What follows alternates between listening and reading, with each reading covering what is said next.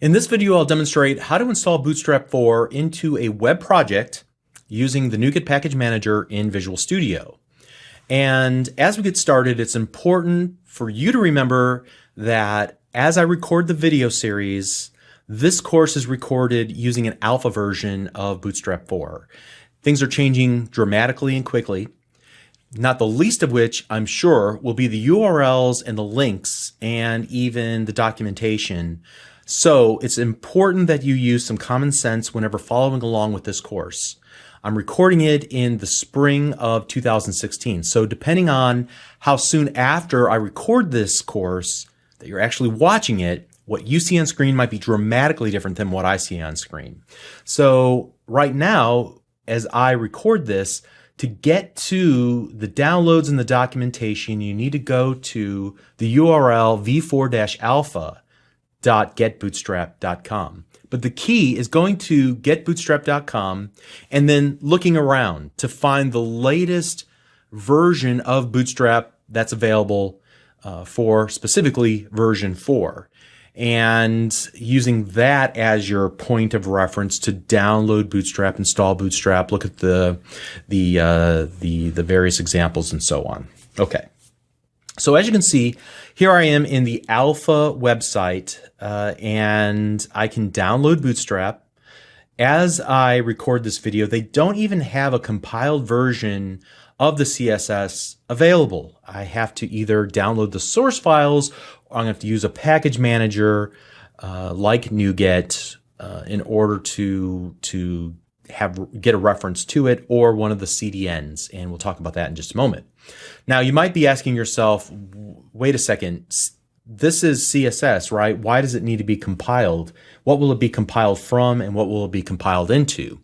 So previous versions of Bootstrap used a CSS preprocessor called less, which it's a superset of CSS, which allows designers to create CSS and then have it compiled down into actual CSS.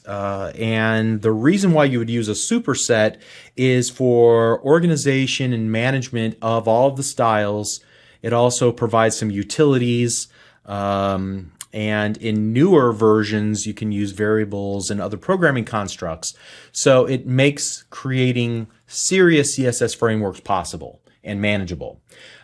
Now, in version 4, they're changing from the older, less open source project to a newer project called Sass. You'll hear me talk about Sass quite a bit in version 4, and you can download the Sass files. It will require a Sass compiler to turn that Sass code, that superset of CSS, into actual CSS that you can then reference inside of your HTML.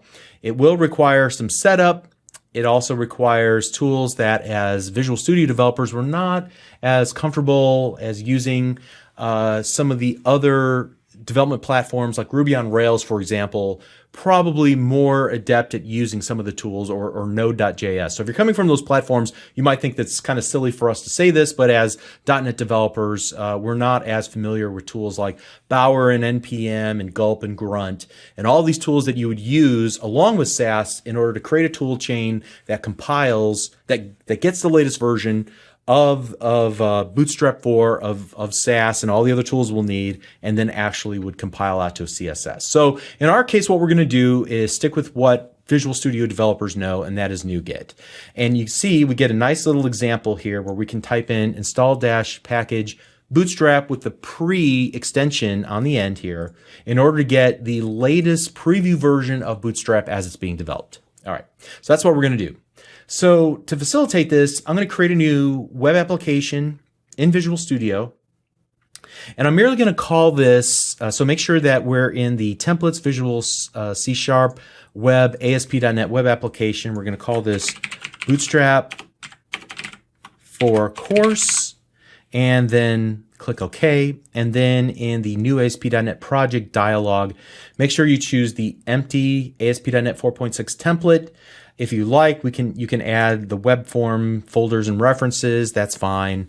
We don't need unit tests. We don't need a host in the cloud. We don't need authentication. So let's just go ahead and click OK.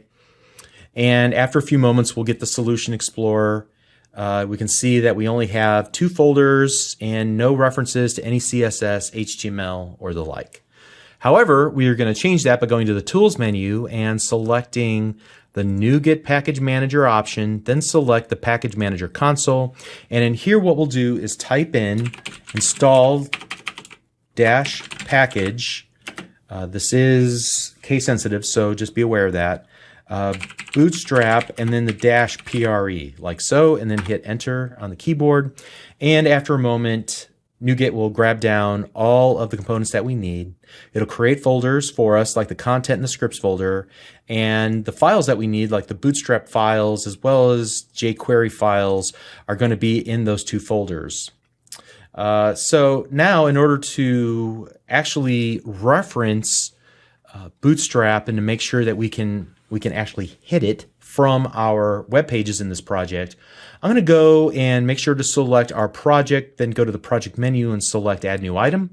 And here I'm going to make sure to select the web templates over on the left and then the HTML template there at the top. And my intent in this course is to not create a bunch of ASP.NET projects, but rather just to add additional HTML files to this existing project. So you'll want to keep it around, and you'll definitely want to follow along as we're building this. And here I'm just going to call this file something like referencing Bootstrap locally. All right. Now, to begin, what I'll do is go back to our web browser, and here I want to navigate to the Getting Started instructions. So I went to Getting Started instruction, and then I want to click on Starter Template here on the left, and I want to find a starter template. Now this starter template changes over time, so what you see might be a little bit different than what I see. I'm going to copy it to my clipboard, and then I'm going to select everything in my referencing bootstrap locally.html and paste it in, hitting Control V on my keyboard. And so now what we can do is actually utilize Bootstrap 4, and I can prove it's Bootstrap 4 because I'm going to type in hello again below the default hello world in the template. And so now I'll type in class equals, and when I do, notice that I get IntelliSense with B icons next to them in the leftmost column. And those B icons are Bootstrap, and I know that this is Bootstrap 4 because if I were to type in a Bootstrap 4 class like display 4, for example, I know that class is only in Bootstrap 4, not in Bootstrap 3. So that's great news. And the reason I get this is because we have Bootstrap locally in our project. Visual Studio sees it, parses it, and allows us to reference it, even if we're referencing a different file that's from a CDN. We'll come back to that in just a moment. So let's just make sure that we can actually make a change to a web page using Bootstrap 4, and we can. So you can see that display 4 allows us to make a change to either a header 1 or even a span tag to make the font size extremely large. So that's great. I know that we're successfully referencing Bootstrap 4, but I may want to reference Bootstrap locally. So I may want to remove, for example, this link and instead add a reference to the one that I have locally here. And to do that, I could just type in, link href equals and all that business, or I could just drag and drop it into place here from the Solution Explorer into the text editor, and it'll work just fine. I can also do the same for the references to the JavaScript files that we'll need. So I'm going to go ahead and select both of these, and notice that I need to have a reference to jQuery first and then Bootstrap. So here we'll go and take the jQuery reference, and I won't use the minified versions just yet. And then we'll go ahead and use Bootstrap there as well. And if I rerun the application, it should still work correctly. And it does. Great. All right. So now one other thing that I want to talk about here is updating Bootstrap using NuGet. And if you've ever used NuGet before, you probably already know that the way you go about this is to type in update package, and you give it the name of the package that you want to update, and then you also need to give it, in this case, the pre. And if there are updates to be installed, they will be installed. In this case, it looks like resolution was successful, but resulted in no action because there are no package updates for this current project. All right, great. Just be aware of that if you start off this course using an alpha version, and specifically in my case, alpha 2, as we can see from the bootstrap.css, that we're using Bootstrap version 4-alpha.2. And if they were to increase it to alpha.3 during the course of this the series of lessons, I would choose to use NuGet to update it, and everything should continue to work just fine. Now, I also want to say that you could do the exact same thing that we just did with update package if you're working with a project that you created in Visual Studio that references Bootstrap 3. I'm not going to demonstrate that. However, you can install Bootstrap or any front-end package in the same way that we just did here. So just follow those same instructions and you should be able to install the latest version of Bootstrap inside of your app. So you'll need to make sure that you reference them correctly in the right folders and file names and things of that nature. All right. And before we continue on to the next lesson, I do want to point out one thing, that Visual Studio is trying to be helpful. This is Visual Studio 2015 Community Edition, keep in mind. And notice that it pops up this little, based on your project, we have identified extensions that you might find helpful. And so if you take a look, there are 2 extensions, a snippet pack for Bootstrap, as well as Glyph Friend, which allows you to insert glyphs like emojis and things of that nature into your application using Font Awesome and other font-related CSS packages. The more interesting of the 2 is the Bootstrap snippet pack. The only problem with it right now as it stands is that it's referencing Bootstrap 3.3.5, which isn't even the most recent version of Bootstrap as I record this.